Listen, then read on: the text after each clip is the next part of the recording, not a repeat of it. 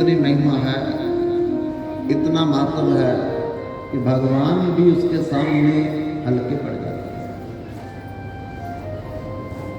इसलिए अंतिम समय में किसी व्यक्ति को तुलसी मिल जाए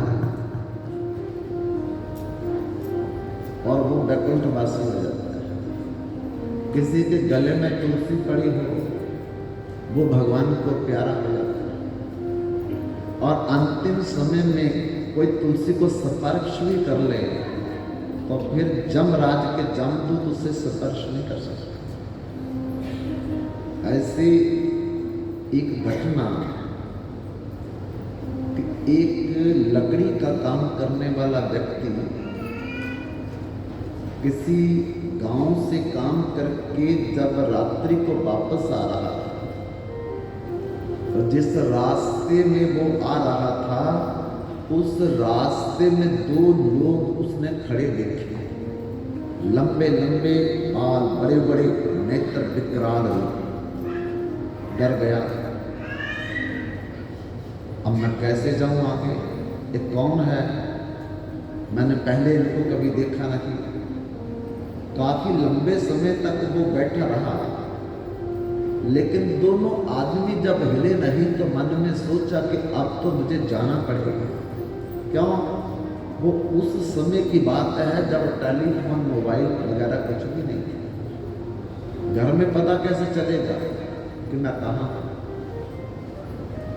मैं नहीं गया तो परिवार वाले लेने आ जाएंगे, खतरा दोनों के लिए है। इसलिए कुछ भी हो वो चल पड़ा। जब उन दोनों भयंकर व्यक्तियों के नजदीक से गुजरा तो उन्होंने कुछ नहीं कहा। तब उसे थोड़ा उत्साह आया और वापस मुड़ करके उन दोनों व्यक्तियों से पूछा, भाई तुम कौन हो और अर्धरात्रि को जहां क्यों खड़े हो? तो उन दोनों ने बोला, हम जमराज के दो जमदूत हैं। वो मन में सोचने लगा कि मरने के बाद तो सुना था कि जो दो जमदूत दिखाई देती है, और मैं तो जीवित ही इनके पास चला आया और इतना डर गया कि बेहोश होकर गिर गया।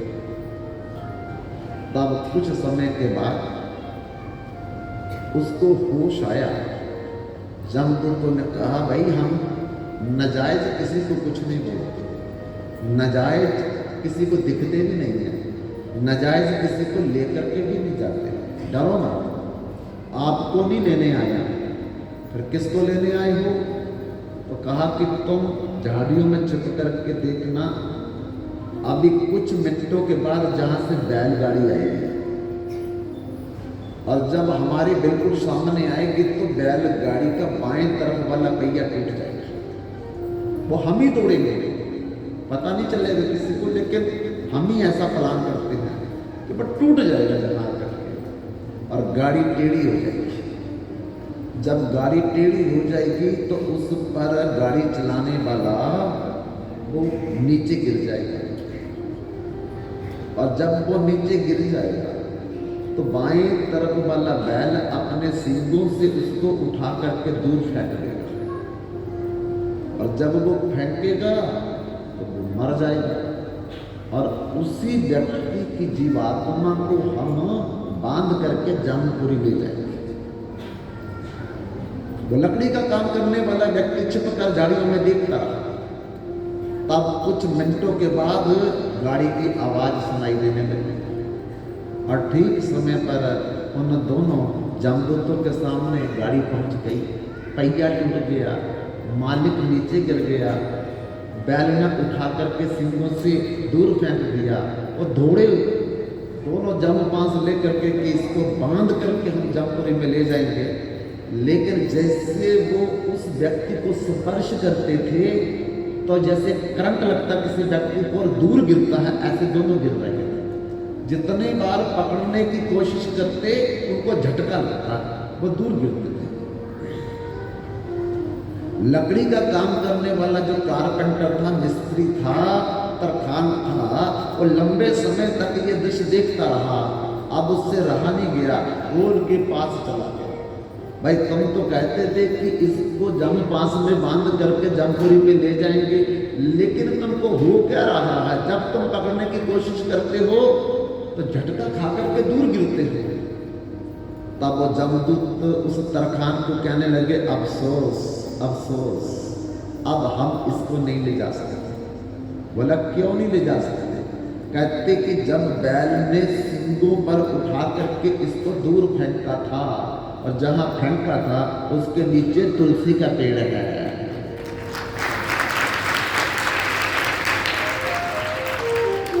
अंतिम समय किसी की चिता में कोई तुलसी लकड़ी डाल दे, ये जरूर करना चाहिए कि भले उसने जीवन भर पे पुण्य कर्म नहीं किया, भजन नहीं किया, लेकिन उसकी चिता में तुलसी की लकड़ी डाल, तब भी उसका मंगल हो जाएगा और आपको बहुत बड़ा पुण्य मिलेगा।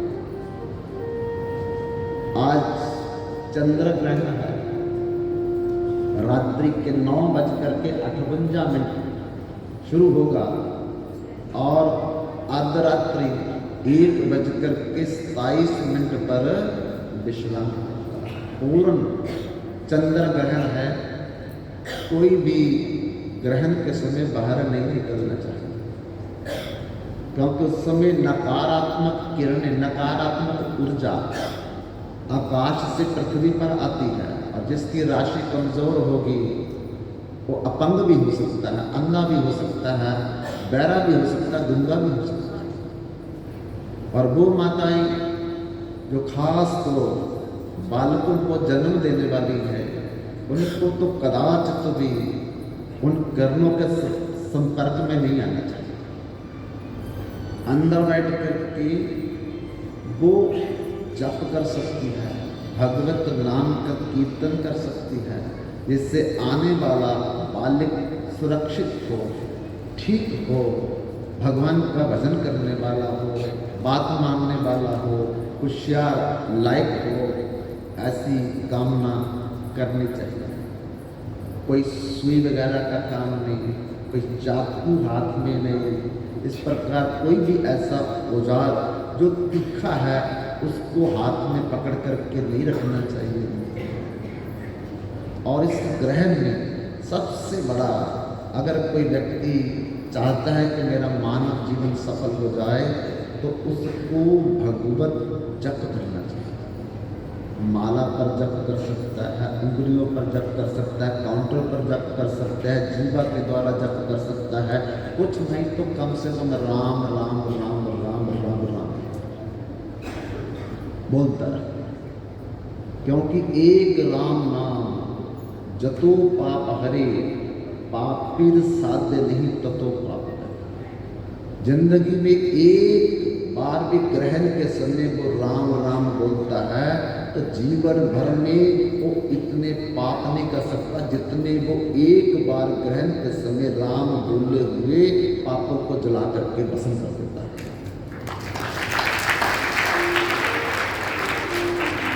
बंधुओं, 2 बार राम राम बोलने से पूरी एक माला बजाती है, और माला पकड़ेंगे तो मन भाग जाएगा, लेकिन राम राम बोलेंगे चलते चलते किसी को तो मन इधर उधर नहीं भटकेगा। किसी को पुकारना है तो राम राम बोलिए। और इसके लिए अपवित्रा पवित्रो व सर्वा अवस्थान गतो पीवा जा समृद्ध पुंडरीकाक्षम सबाहिया अभ्यंतरा सची। कपड़े आपके शुद्ध हैं, अशुद्ध हैं, कोई डरने की बात नहीं। स्थान शुद्ध है, अशुद्ध है, कोई डरने की बात नहीं। समय अशुद्ध है, शुद्ध है, डरने की कोई बात नहीं है। केवल बस मुख से भगवान का राम राम, कृष्ण कृष्ण, नारायण नारायण शब्द बोलने से खुद तो व्यक्ति शुद्ध होता है, वस्त्र भी शुद्ध होते हैं, आसपास का वातावरण भी शुद्ध होता है, पूरे घर का जो परिवार है वो भी शुद्ध हो जाता है। इसलिए अगर आप नर्सरी का कायदा कभी देखो तो उसमें वर्णमाला होती है, छोटा आ बड़ा आ, छोटी ई बड़ी ई, छोटा ऊ बड़ा ऊ, ऐसे स्वर और नीचे व्यंजन का खा का ना ऐसे होते हैं। तो अगर राम शब्द को देखोगे तो इसमें 3 अक्षर है। कितने अक्षर है राम में? 3 अक्षर। रा, आगे बड़ा आ, फिर आगे माँ। अब ध्यान से उसमें वर्णमाला में देखना कि रा शब्द है कितने अंक में लिखा हुआ है। अगर आप देखोगे तो 27वां अक्षर है रा, वर्णमाला में 27 अंक में आता है रा। और जो कन्ना है, छोटा आ बड़ा आ, कितने नंबर पे आएगा? दूसरे नंबर पे आएगा। और माँ शब्द जो है वो देखोगे वर्णमाला में तो 25वें नंबर पे आता है। कितने नंबर पे आता है? 25वें नंबर में।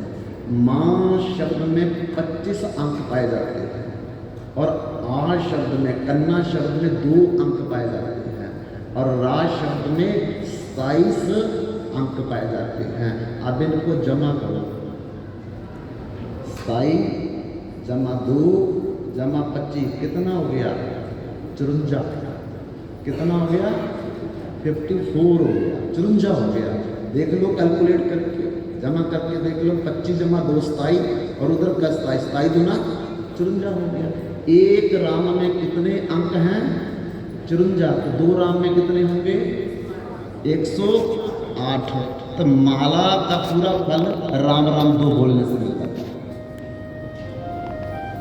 तो माला करने में कितना समय लगता है, लेकिन राम राम तो चलते फिरते, खाना बनाते बनाते, नहाते नहाते बोल सकते या नहीं बोल सकते। दूसरी बात, अगर हम वॉशरूम में स्नान करने गए तो माला तो नहीं फिर सकते वहाँ, उसकी तो शुद्धता अशुद्धता का ध्यान करना पड़ेगा।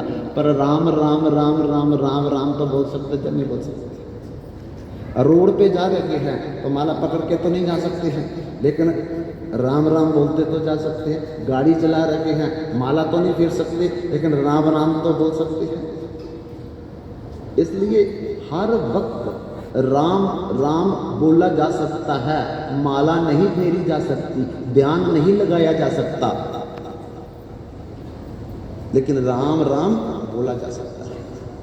इसलिए आज एक संकल्प करो, बड़ी संख्या में आप बैठे हैं, कि जब हम मोबाइल सुनते हैं तो क्या बोलते हैं? हेलो। जब मोबाइल किसी को करते, टेलीफोन करते तो क्या बोलते हैं? हेलो बोलते हैं। अब कभी जिसकी उम्र 50 साल है, जिसकी उम्र 70 साल है, कभी आपने इतना सोचा कि हेलो कौन है?